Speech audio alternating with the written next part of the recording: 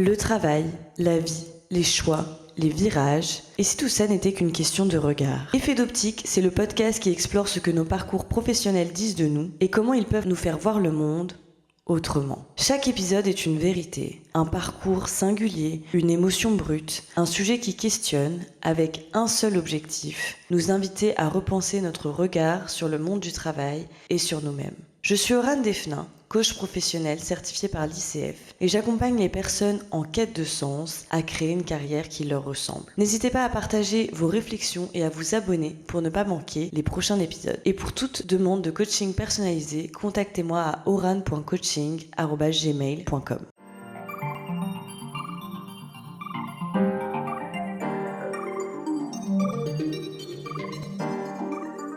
Bonjour à tous, je suis ravie de vous retrouver pour cette nouvelle saison d'Effet d'Optique, nouvelle saison, nouvelle année. C'est pour moi un renouveau. Vous avez vu, j'ai déjà commencé cette nouvelle saison avec le premier épisode qui est avec Laura sur la naturopathie et sur la fatigue chronique. Si vous n'avez pas eu le temps de le voir, je vous invite à le regarder. Je vous remets le lien juste ici. En cette nouvelle année, j'avais envie, comme vous l'aurez compris, via mes précédents épisodes de 2025, via ma rétrospective, via mon vision board. Comme vous l'aurez compris, j'ai envie d'aller vers plus d'authenticité cette année. J'ai envie de vous partager un peu plus de moi-même. Je sais qu'il y a des choses qui sont parfois de l'ordre de l'intime, mais je pense que quand on parle d'alignement professionnel, quand on parle de se créer une carrière qui se ressemble, c'est hyper important de se connaître déjà bien pour être aligné, justement. Et donc, dans cette optique-là, effet d'optique.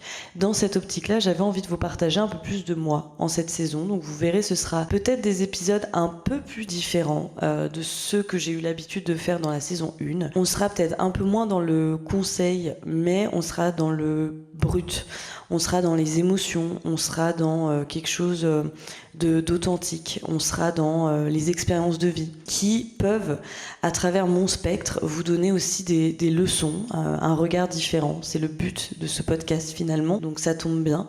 Donc voilà, je suis ravie de commencer cette année avec vous. Ça fait longtemps que je me suis pas assise sur ce fauteuil pour vous parler en tête à tête. Et aujourd'hui, j'avais envie de partager une grosse partie de moi, qui est l'anxiété. Je vais vous parler de l'anxiété aujourd'hui parce que pour ceux qui ont écouté mon vision board et ma rétrospective, pour ceux qui n'ont pas vu les épisodes, je vous les remets aussi ici. En fait, l'anxiété, c'est un sujet qui est très récurrent chez moi, mais que j'ai jamais vraiment abordé. Je l'ai jamais abordé ici, je l'ai même jamais vraiment abordé avec mes proches. Enfin, certains de mes proches, si, mais pas tout le monde. Même les personnes qui me connaissent personnellement ne sont pas au courant de cette partie de moi. Et aujourd'hui, je voulais en faire un épisode de podcast parce que je pense que ça peut aider certaines personnes via mes expériences vis-à-vis de l'anxiété, et surtout ça a un gros impact sur ma vie, sur mon alignement, sur ma profession, tout en fait, sur mes passions. Ça a un impact sur beaucoup de choses et je trouvais ça important de faire le lien en fait avec l'anxiété, de vous exprimer un petit peu tout ça en évidemment vous donnant aussi quelques clés via mes expériences. Comme je l'ai expliqué en fait dans mon épisode sur la rétrospective, c'est vrai que je suis sujette à l'anxiété depuis l'âge de mes 6 ans. Alors, quand j'avais 6 ans, la première fois que ça s'est manifesté, c'était à travers de troubles obsessionnels compulsifs, qu'on appelle autrement des TOC. Pour ceux qui ne savent pas ce que c'est, je vous invite fortement à regarder sur Internet, il y a plein d'articles qui en parleront beaucoup mieux que moi. C'est vraiment un terme psychologique pour désigner le fait que parfois tu as des pensées obsédantes qui te poussent à faire certaines choses et à exercer certaines actions en continu. Et moi je sais que j'ai des TOC, beaucoup de TOC, notamment de vérification.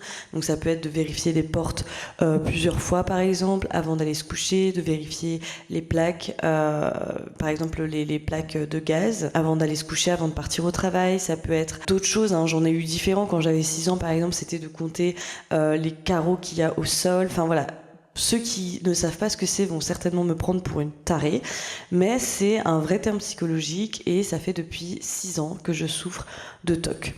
Il y a des périodes de ma vie où ça s'est calmé. Là, j'ai de la chance parce que c'est pas quelque chose qui m'a handicapée dans ma vie, c'est pas quelque chose qui m'a empêché de faire mes études. Je sais qu'il y a des personnes qui ont vraiment des tocs tellement forts que ça les empêche parfois de réaliser des études, ça les empêche d'accomplir certaines professions, ça les empêche d'avoir une vie sociale. Moi, ça a jamais été à ce point-là.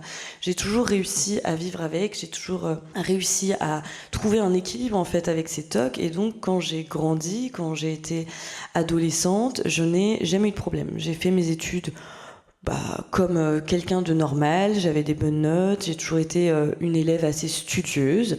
Quand j'étais en dehors de chez moi, ça n'a jamais été des choses qui m'ont traversé l'esprit. J'ai jamais eu d'anxiété en dehors de chez moi. Voilà, à l'époque, tout se passait bien. Je maîtrisais mon anxiété, je maîtrisais mes tocs, et j'arrivais à avoir une vie plutôt stable, plutôt équilibrée, plutôt normale, et donc j'arrivais à être plutôt alignée avec moi-même. C'est là où je veux en venir. Quand j'ai grandi, quand j'ai commencé à être dans la vie, on va dire, active, dans la vie professionnelle, après mes études, là, il s'est passé quelque chose de différent chez moi, c'est que j'ai commencé à ressentir une autre forme d'anxiété. Donc j'avais donc les TOC, déjà les TOC, les troubles obsessionnels compulsifs ont eu tendance à être de plus en plus récurrent quand j'ai commencé le monde du travail. C'est-à-dire que j'ai recommencé à faire des talks, j'ai recommencé à en avoir de plus en plus, et au fur et à mesure du temps, je me suis rendu compte que c'était assez évolutif, mais c'est toujours quelque chose que j'ai mis sur le côté parce que je me suis dit, bon, c'est rien, j'ai déjà vécu avec des talks, j'ai déjà su m'en débarrasser, entre guillemets, ou en tout cas, j'ai déjà su vivre avec, donc j'y ai pas prêté plus attention que ça, on va dire. Mais c'est là que j'ai commencé à développer d'autres styles d'anxiété. Donc j'ai commencé par exemple à faire des insomnies. C'est quelque chose que j'ai expérimenté pour la première fois, il me semble, à l'âge de mes 22 ans. Donc c'était juste avant de rentrer dans la vie active. J'ai commencé à faire des énormes insomnies, mais vraiment sans savoir vraiment pourquoi. Donc pour ceux qui ont écouté mon épisode sur le courage, il me semble que j'en parle, il me semble que je parle de la dépression. C'était lié à beaucoup de choses, mais c'était évidemment un des grands symptômes de l'anxiété. J'ai commencé à avoir d'autres types d'anxiété. J'ai commencé notamment à avoir peur, par exemple, de la vitesse. Par exemple, dès que je suis dans une voiture et que ça va beaucoup trop vite pour moi, alors que ça va pas forcément vite pour d'autres personnes, je commence à paniquer, à faire des crises d'angoisse. J'ai commencé à expérimenter d'ailleurs pour la première fois les crises d'angoisse, les crises de panique. Alors je n'ai jamais vraiment trop su différencier les deux, mais en tout cas des symptômes très visibles se sont manifestés chez moi. Par exemple, des énormes palpitations. Je sais que ça m'arrive encore aujourd'hui d'en avoir. Des énormes palpitations qui sont incontrôlables et qui peuvent durer parfois des heures. J'ai commencé à expérimenter aussi une boule dans la gorge, donc des nausées assez récurrentes. Ça m'est arrivé notamment dans mon premier CDI. Je ne comprenais pas pourquoi. Donc déjà, j'avais beaucoup d'insomnie.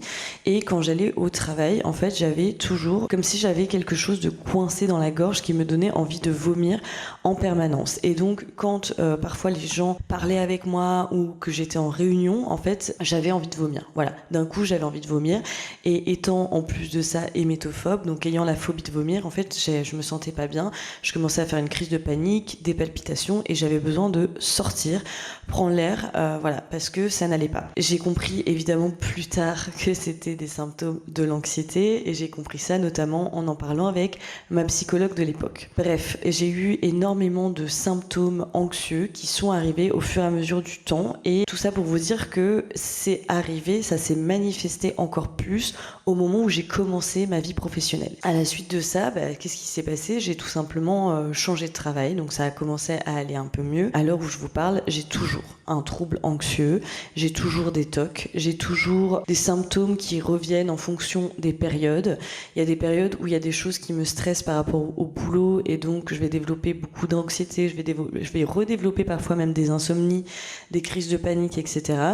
Il y a d'autres périodes où ça va très bien, je n'ai absolument rien. Là, on est dans une période en ce moment où Franchement, je touche du bois, mais ça va. En fait, j'ai remarqué que mon anxiété était fort liée à mon alignement professionnel. En fait, c'est lié à mon état émotionnel du moment et c'est aussi beaucoup lié à ma carrière. C'est pour ça aussi que je voulais faire cet épisode, c'est parce que pour moi, mon anxiété a vachement un lien avec ma carrière.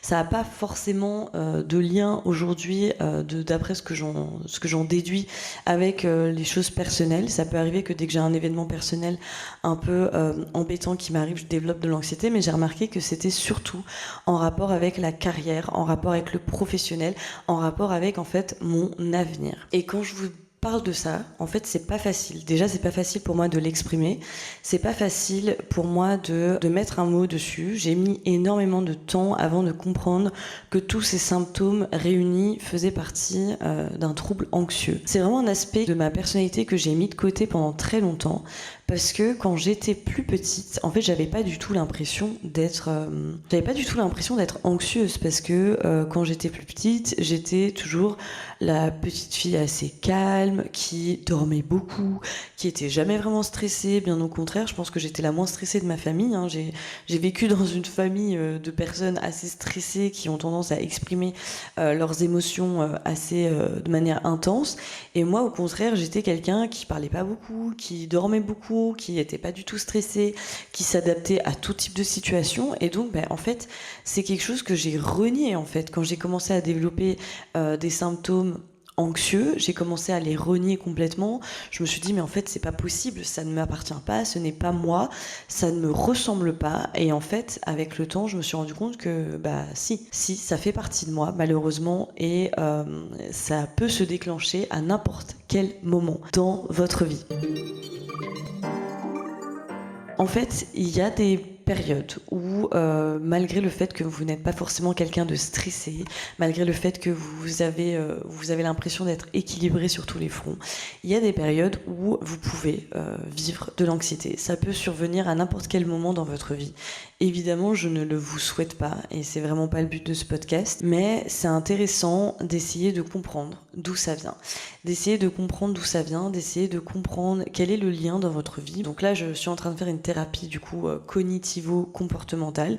C'est apparemment une des meilleures thérapies pour traiter justement l'anxiété, pour traiter les TOC et ce genre de choses. Et donc moi, je suis en train d'en faire une. Donc évidemment, je vous ferai un update si vous voulez dans un prochain épisode pour vous partager aussi pas mes conseils, mais ce que j'en ai appris de cette thérapie. Mais pour l'instant, c'est vrai que de ce que j'en déduis avec le temps, ça a un rapport chez moi avec le travail. Donc ça a certainement un rapport avec l'estime de soi au travail, parce que c'est encore quelque chose que je dois régler. Mais en tout cas, ça a un rapport pour l'instant avec le côté professionnel, la sphère du travail. Et c'est quelque chose qui m'a beaucoup embêtée dans mes jobs. Comment dire à tes patrons qu'en fait, t'as pas dormi de la nuit parce que t'as fait une insomnie, mais que personne comprend, et que quand tu dis que t'as dormi 2 ou 3 heures, les gens te regardent comme si t'étais une pestiférée, parce que c'est quelque chose que tu ne peux pas comprendre tant que tu ne l'as pas vécu. Comment expliquer à tes patrons que là t'as juste envie de vomir quand ils sont en train de te parler? Parce que c'est comme ça, c'est un symptôme de l'anxiété, t'as envie de vomir, il faut que tu prennes l'air, que tu ne te sens pas bien. Comment expliquer qu'en fait tu suranalyses tout, que tu fais de l'anticipation sur tout? Ah oui, ça c'est un autre symptôme de l'anxiété, je pourrais en parler des heures, il y a énormément de symptômes, mais je sais que moi c'est un des symptômes qui revenait notamment dans le monde professionnel, c'était le fait que j'anticipais tout. Et d'ailleurs ça m'arrive encore de tout anticiper. Donc par exemple, on vous dit de rendre un dossier pour le 15 janvier, on est le 7 janvier, je vais déjà commencer ce dossier, quitte à le terminer jusqu'à 20h ce soir, parce que j'ai envie d'anticiper. Et parfois ça a même plus de mal, ça crée même plus de mal que de bien, parce que à force de trop anticiper, parfois tu fais des erreurs et c'est pas bon non plus. Donc vous voyez, l'anxiété peut prendre des formes complètement diverses et variées dans le monde professionnel et même dans la sphère privée. Moi, je sais que par exemple, prendre l'avion, c'est quelque chose de très compliqué pour moi parce que c'est un endroit qui est clos. Donc, si je fais une crise de panique ou que j'ai envie de vomir par exemple ou que je me sens pas bien, etc., eh ben, je sais que malheureusement, je suis coincée à mon siège et que il y a des gens à côté de moi et que j'ai une ceinture que je ne peux pas enlever, que je ne peux pas me lever pour aller aux toilettes, que je ne peux pas me lever pour prendre l'air et que je suis juste coincée là. Ça, c'est quelque chose, par exemple, qui m'angoisse beaucoup. Ça, c'est une grosse partie de mon anxiété. Donc ça me handicape non pas que dans la sphère professionnelle, mais aussi dans la sphère privée. Mais vous allez me dire, c'est un peu la même chose. Si demain, on me demande de partir en voyage pour le boulot, ça, c'est quelque chose que je faisais sans problème avant. Mais maintenant, ça me provoque de l'anxiété.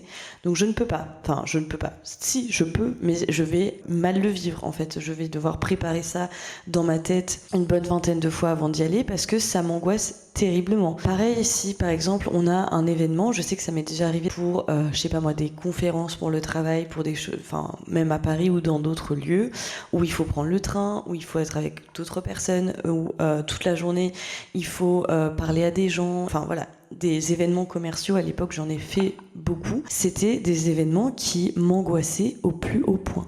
C'est-à-dire que vraiment c'était ma phobie de me dire que toute la journée je vais être entourée de personnes, donc en plus de ça, ça me créait de l'anxiété sociale, j'avais peur de dire des choses qu'il fallait pas, qu'on me juge, je me sentais pas à ma place. De toute façon, une fois que tu as un trouble anxieux, tu peux avoir plein de petits soucis, on va dire comme ça, comme l'anxiété sociale, comme les TOC, comme... En fait, ça se manifeste de tellement de manières différentes que je pourrais même pas toutes vous les énumérer tellement que vous allez me prendre pour une folle. Voilà, pareil, dans un événement commercial, en fait, j'angoissais tellement de faire ces événements commerciaux que je me souviendrai toujours d'une anecdote vraiment... je vais vous la raconter pour mieux que vous compreniez. Donc, dans mon premier CDI, donc j'étais commerciale, hein, ceux qui ont l'habitude d'écouter mes podcasts le savent, et j'avais l'habitude donc de faire des conférences dans d'autres pays ou dans d'autres villes pour pour faire des rencontres, pour faire du networking, pour aller vendre des choses. Enfin voilà, le but c'était de vendre donc les nouvelles technologies et d'aller rencontrer des nouvelles personnes et de créer des opportunités. Et donc un jour on m'a demandé d'aller à Amsterdam avec toute l'équipe commerciale pour promouvoir les produits, pour rencontrer des gens, etc. Je crois que l'événement durait 3 jours. Je n'ai pas dormi de la nuit pendant 3 jours.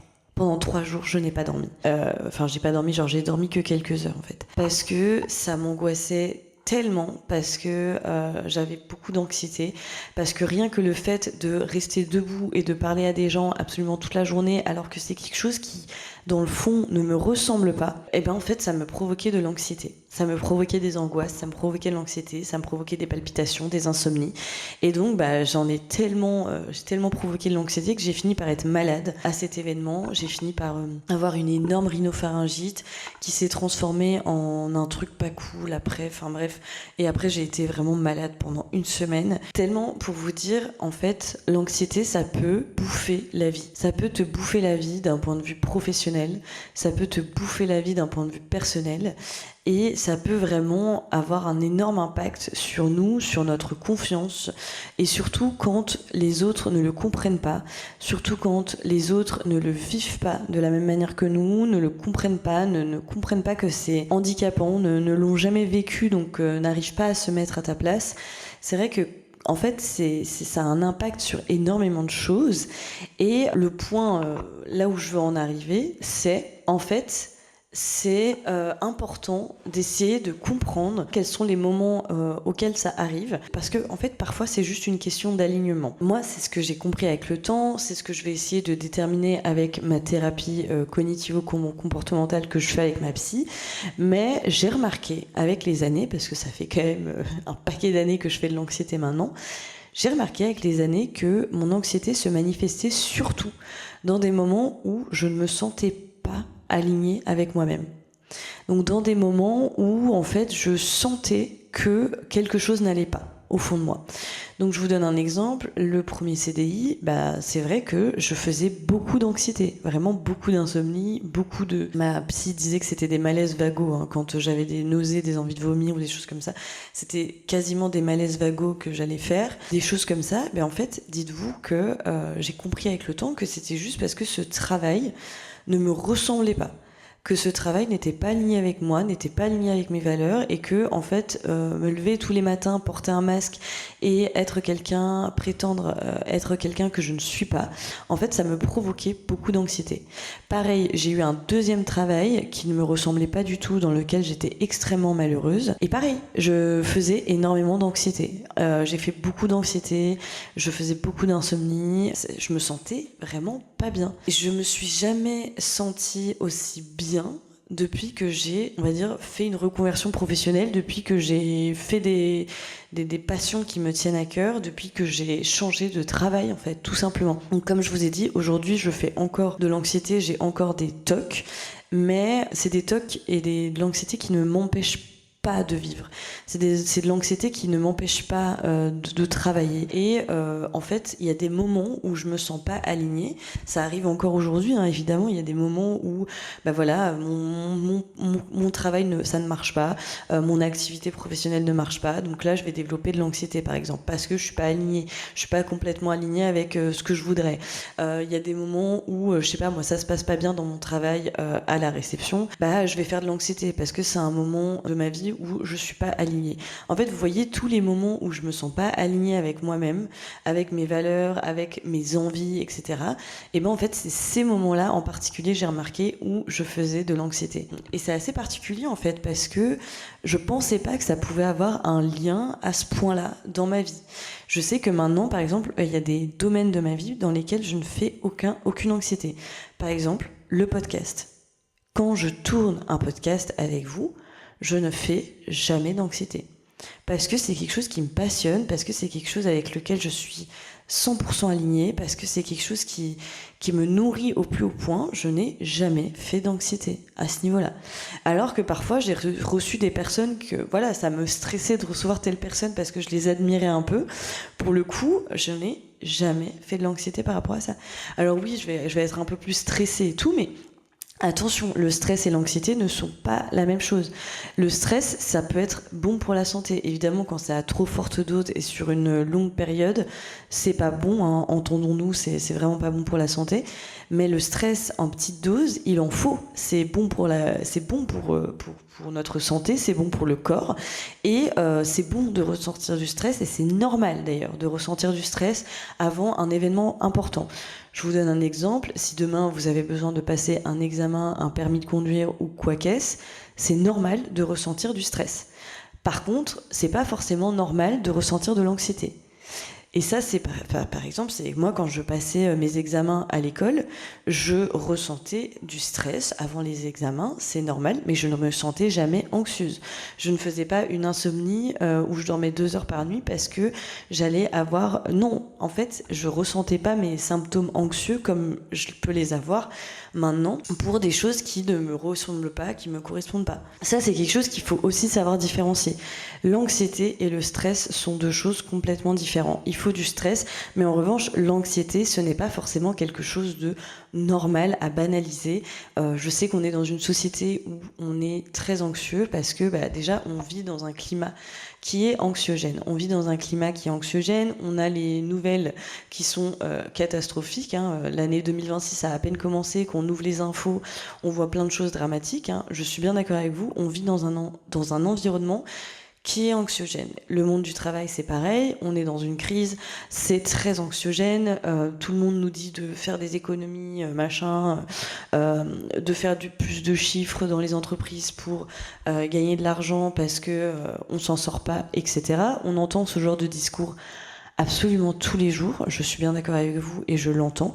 On vit dans un climat qui est assez anxiogène. Néanmoins, en fait, on a trop banalisé l'anxiété, que c'était normal d'être anxieux. En réalité, ce n'est pas normal d'être anxieux et de développer autant d'anxiété. Et si c'est votre cas, c'est mon point un peu final pour clôturer en fait ce podcast. Si c'est votre cas, que vous êtes anxieux, que vous avez des symptômes anxieux, comme je les ai décrits dans mon podcast, mais il y en a plein d'autres. Vous pouvez vous renseigner sur Internet, vous pouvez vous renseigner via des psychologues, des médecins, etc. Allez consulter. Parfois, on a l'impression qu'on va jamais s'en sortir, que l'anxiété nous pourrit la vie, nous pourrit le travail, mais je vous jure que si elle arrive à un point où ça vous pourrit la vie, où ça vous pourrit votre travail, votre carrière, etc., c'est qu'il y a quelque chose à aller creuser, c'est qu'il y a quelque chose à aller travailler, c'est qu'il y a quelque chose à aller explorer chez vous, parce qu'il y a forcément quelque chose de plus profond qui vous embête. C'est peut-être un conflit de valeurs. Enfin voilà, en fait, il y a forcément une cause, il y a forcément quelque chose de profond à votre anxiété. Moi, je sais que je vais pas vous donner des clés dans cet épisode pour combattre l'anxiété, parce que moi-même, j'ai pas des clés, et je pense que ça dépend de chaque personne, et que comme je vous ai dit, dans ce cas-là, c'est important de consulter des spécialistes du domaine. Moi, c'est ce que je fais maintenant. Je vous donnerai après les leçons que j'en ai tirées, etc. Mais c'est important de trouver quelque chose pour vous qui vous fait du bien par rapport à l'anxiété, mais surtout conscientiser le fait que vous n'êtes pas tout seul. Ça arrive à tout le monde d'avoir de l'anxiété. C'est quelque chose qu'on a normalisé, mais en réalité, ce n'est pas forcément quelque chose de normal d'être anxieux tout le temps. Il faut en parler autour de soi. Vous n'êtes pas seul. J'aimerais conclure cet épisode en vous disant que voilà, vous n'êtes pas seul, c'est quelque chose qui arrive à tout le monde d'avoir de l'anxiété, mais c'est quelque chose qui peut être réglé. Je vous jure que ça peut être réglé, ça peut se soigner entre guillemets. Il faut pas avoir peur d'en parler. Voilà, j'avais dit que dans cette saison 2 de podcast, je ferais beaucoup de prévention et c'est vraiment ce que j'ai envie de faire. C'est important d'écouter un peu les signaux d'alarme par rapport à l'anxiété. Moi, ça fait trop longtemps que je me suis voilé la face par rapport à ça. Et il y a un moment quand tu vois que ça handicape certains aspects de ta vie, c'est que il est temps de faire quelque chose, vraiment. Voilà, évidemment, moi ça m'a beaucoup aidé de trouver ma voie, de trouver une passion qui me tient à cœur, le podcast, et même le coaching professionnel d'ailleurs. Ça m'a vraiment aidé en fait de trouver une voie professionnelle qui fait sens pour moi en fait. Si vous vous reconnaissez dans ce que je dis, ça peut aussi être le cas pour d'autres personnes. Évidemment, si c'est votre cas, que vous avez aussi envie de trouver votre voie, de vous sentir aligné professionnellement, eh bien évidemment que vous pouvez me contacter toujours par adresse mail, sur mon adresse mail oran.coaching@gmail.com. Je serais ravie de vous accompagner. Évidemment, si ça n'a rien à voir et que vous avez d'autres symptômes anxieux et que vous avez vraiment envie de creuser, moi je vous conseille vraiment d'aller voir aussi des psychologues, des personnes spécialisées dans le domaine, d'en parler à des médecins par exemple. Voilà, je pense que c'est la meilleure façon aussi de régler le problème de fond. Voilà, j'espère que cet épisode vous aura plu, et si c'est le cas, n'hésitez pas à mettre 5 étoiles sur Spotify, sur Apple Podcast, n'hésitez pas à mettre un petit like sur YouTube, un petit commentaire. Je serais ravie d'avoir vos retours d'expérience. Dites-moi si vous aussi vous êtes une personne anxieuse, si vous aussi vous avez des symptômes, si vous aussi ça vous a handicapé dans votre vie professionnelle, dans votre vie personnelle. Voilà, je vous fais de gros bisous, je vous dis à la semaine prochaine pour un nouvel épisode d'Effet d'Optique.